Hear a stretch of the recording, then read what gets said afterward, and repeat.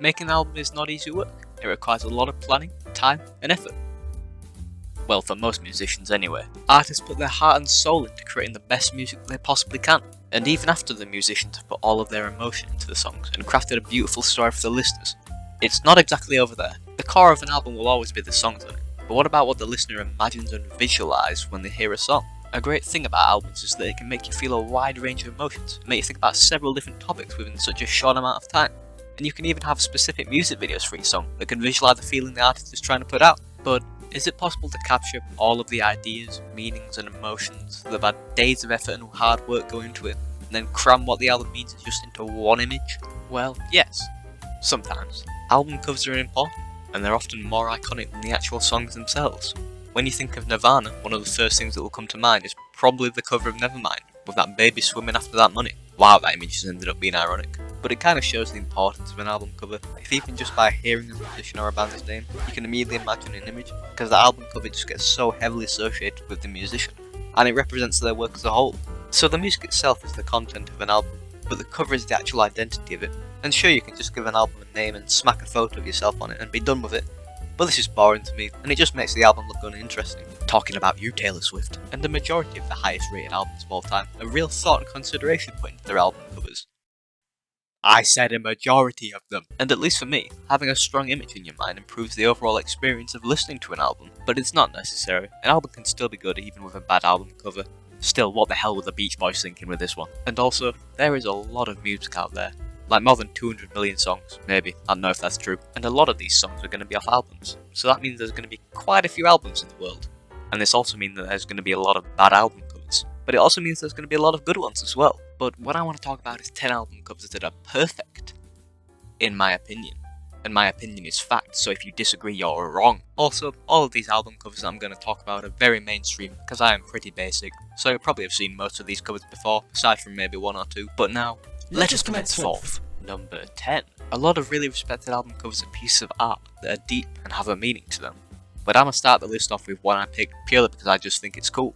Rising by Rainbow is a fantastic album that is way too short. This is an old album as well, like it came out in 1976, so it ain't really surprised that the cover's not really that thought-provoking. It just looks awesome to me. I ain't even got that much to say about this cover really. It's a giant hand grabbing a rainbow out of the sky in a cool mystical looking cloudy place with castles, and I just enjoy looking at this image. There ain't much more to it. And you may be thinking, this album looks cool and all, but is it really worthy of being in the top 10?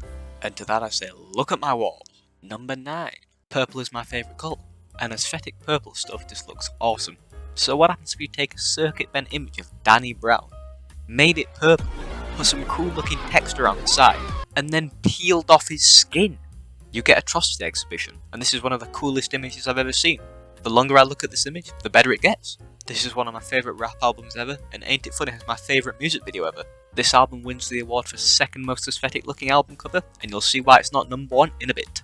Number 8.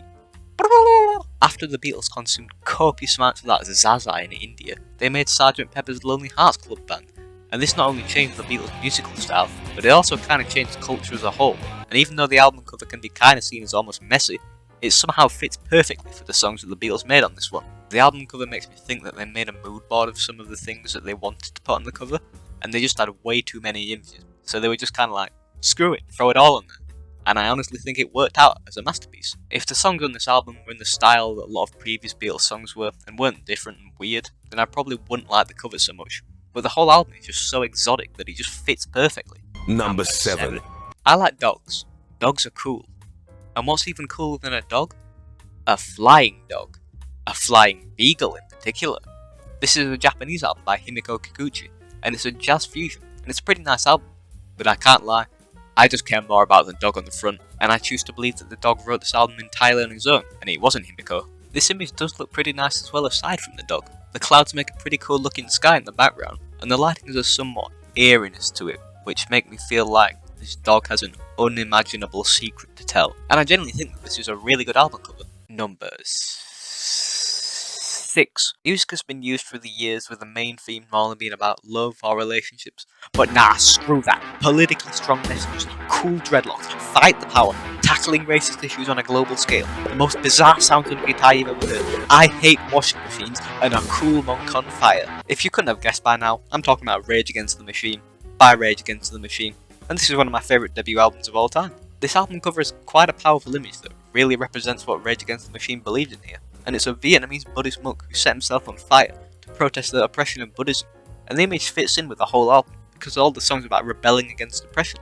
And hey, they even got a cool little font that refuses to go straight. Now that's a rebel right there. I guess you could say this album cover is fire. Number 5. I'm a fan of horror things, and I also quite like thrash metal as well. So what happens if you combine these two things? Boom! Alice in Hell by Annihilate. This is one of my favourite metal albums, and I also really like the album cover. For most metal album covers, there's normally some scary imagery for it, or just something that looks cool, and I just think, yeah, it's alright most of the time, but Alice in Hell has got the scary factor to it, but it doesn't do it in an over-the-top way with some horrifying grotesque creatures. It's a more simple horror. Also, the main theme of this album cover is based off the song Alice in Hell, which is about a girl who had mental health issues and was experiencing hallucinations and seeing monsters, and she was ignored by her parents, which just caused the issues to get even worse. While the album cover is based on a true story and that is absolutely horrifying, god damn does this image perfectly display an imaginary terror, and it just creates a brilliant sense of eeriness. The artwork's really good as well. The shadows and the void in which that doll's coming from is genuinely terrifying. I think David Bowie was probably the person who lived their life to the fullest, and I also think that Ziggy Stardust and the Spiders from Mars is one of the best album covers ever made. But what makes this image so fantastic? Well, breaking down this photograph, it kinda looks pretty simple, but for the longest time, I didn't even know this was a photograph. I thought it was a painting, and I think that kinda makes the image more magical because you don't quite know what you're looking at. The image shows Ziggy just in a pretty regular place, but it still just feels so alien, and I think it's probably because of the lighting in this image just absolutely amazing. This is probably the best use in media I've ever seen for going for a little subtle yellow style of lighting, and it just really highlights every part of the image, be it the sky, the damp floor, the car window, the building, and even while I'm writing the script, I'm just now thinking that maybe this album cover should make it into the top 3, but nah, too late, can't be bothered to change the order now. Consolation prize though, this is probably the best use of lighting I've ever seen, and the song's great too. Wait a minute, oh god, no. Number 3. Elvis Presley by Elvis Presley is often credited as one of the first ever rock and roll albums, and goddamn, we got off to a pretty good start. This is a great image that really captures Elvis' personality pretty well, but this ain't my number 3 pick, because 23 years after this album was released, the Clash used the same style of text that Elvis did and included quite possibly the hardest photograph ever taken. I ain't even really a big fan of the Clash, I'm not even too keen on the songs from this album, but to take something from over 20 years ago that would have been seen as rebellious back then, and use the same style the album cover did to make a modern version of Rebellion, it's just perfect, and if this ain't punk embodied perfectly, then I don't know what the hell is. First to worst, second to best. All of the album covers I've mentioned so far fit beautifully with the songs on the album, but of every album I've ever listened to, I've never found an image that embodies songs this well, and I don't normally like album covers with weird out there art, but this is an exception, because Skip Tracing by Mile High Club is the most aesthetic album cover, no, image ever made. You've probably seen this image before, and you probably feel like you've heard this song before too. This entire album just feels familiar.